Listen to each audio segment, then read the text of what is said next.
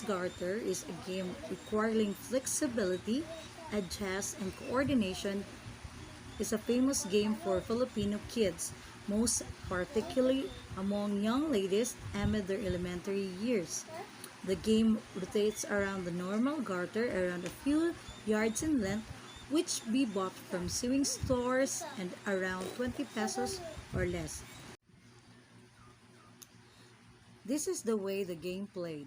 Initially, there ought to be two individuals holding the two ends of the garter, which is extended on a level plane, while others are attempting to transfer over to the opposite side of the garter.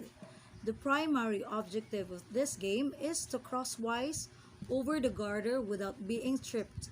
In each round, the stature of the game increases. The garter by and large begins from the lower leg level and after that knee level, etc. until the point that the garter is situated overhead. Higher rounds request agility since player jumps with their feet first noticeable are all around and they traverse the strap and wind up arriving as an afterthought. This implies players ought to be dexterous, rationally gifted, and should have the beauty of keeping in mind the end goal to complete the game. Also, doing cartwheels or to cross the strap in a higher level is allowed. Mechanics of playing the Chinese Garter. Players are divided into at least two groups with a base number of two individuals of every group. Amid the games, two individuals from the group will find it as games post as they remain inverse each other and hold each other end of the garter. The goal of the game as that the point is to garter as it steps by step held higher by the game's post.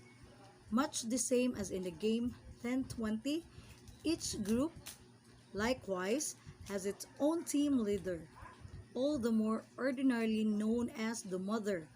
Once a colleague either contacts the strap or neglects to seize a specific level, the mother can even now spare her group by taking her colleague's turn.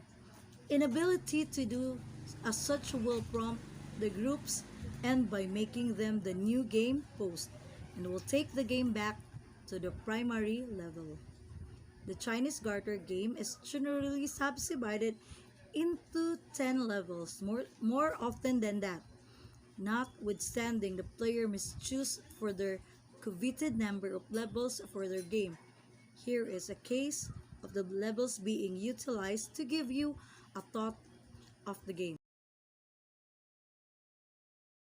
Level 1, the garter is being held by the post closer to the ground. The level 2, knee high. Level 3, around the height of their hips.